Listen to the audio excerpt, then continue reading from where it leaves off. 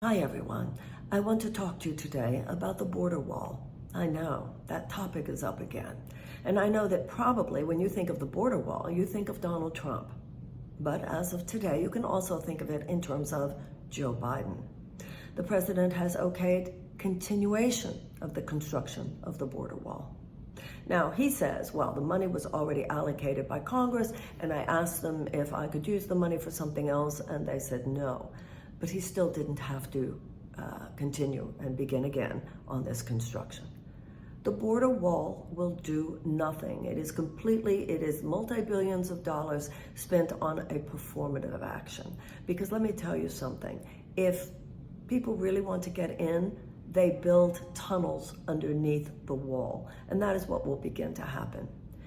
Most importantly, the issue of the wall means we're just treating the symptom, we're not looking at the cause. And America has an institutional resistance to looking at the cause of a problem when part of the cause is us. That will end with my presidency. We are going to look at root causes. As your president, I will be very clear-eyed about how much American foreign policy in Latin America over the last few decades did represent not only military imperialism, but economic imperialism. And that has led to the destabilization of economies in Latin America, which then in turn has led to the desperation of people, making people willing to go through the most difficult walks, difficult journeys in order to seek a better life for themselves and their families. The legacy of that colonialism continues with, for instance, our sanctions against Cuba, our sanctions against Venezuela.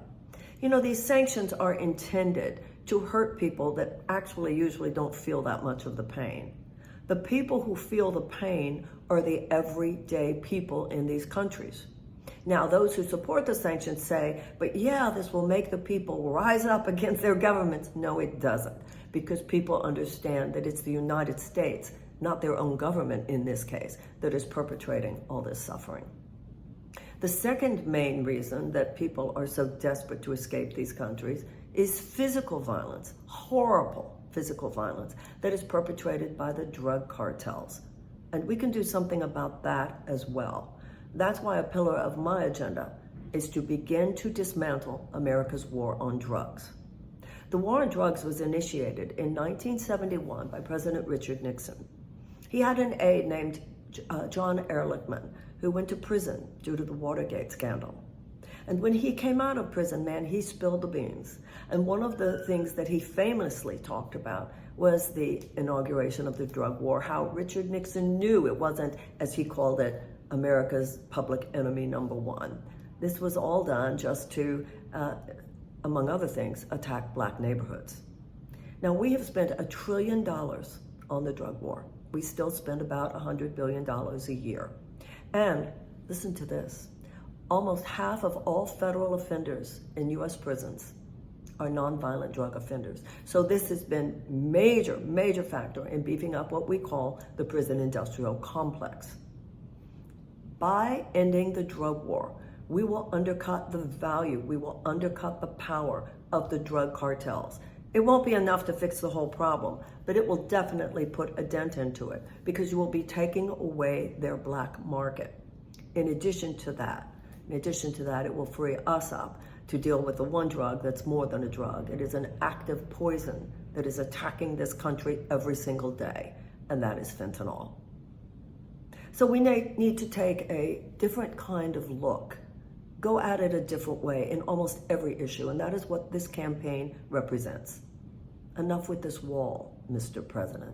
Enough with these performative acts. I don't know who you're trying to impress. I guess the get tough on the border people. But it should not impress any of us who are concerned about waging a campaign in 2024 that will actually offer the American people a better way, a path to real transformation, not just tweaking things here, tweaking things there, and making these performative actions that look like America's really handling a problem, and America, if anything, is only exacerbating it. People who are escaping deep trauma in their own native lands in order to find something better here in the United States, when I'm president, they will not be re-traumatized at the US border. And let me just say that I'm not naive. I know that there's some bad guys coming in too. And I know that they are smuggling people. I know the sex trafficking. I know the fentanyl issue. And we do need to deal with that. But the situation we have now is not helping. I will be down at the border at Eagle Pass towards the end of this month. And I am going to see a lot with my own eyes. But in the meantime, I hope you will join with me in a new political conversation about the border and about everything else. And one other fact I want to mention.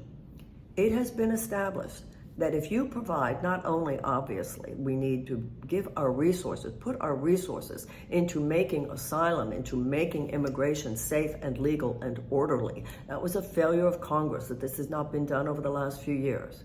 But in addition to that, it has been established that if you provide people with the help that they need in order to integrate into the United States, within 1 year, they are self-sufficient. And when they are self-sufficient, immigrants contribute to this economy. Among other things, they want many of the jobs that, to be honest, many native-born Americans are not looking for. We need to course correct in this issue as in so many others. Let's look at immigration with an open heart, and not only an open heart, but a much more expanded mind, something much more mature, something much more sophisticated. Let's not just play like we're a bunch of cowboys out there. We gotta end the border, we gotta get tough. Enough with that. Let's get real.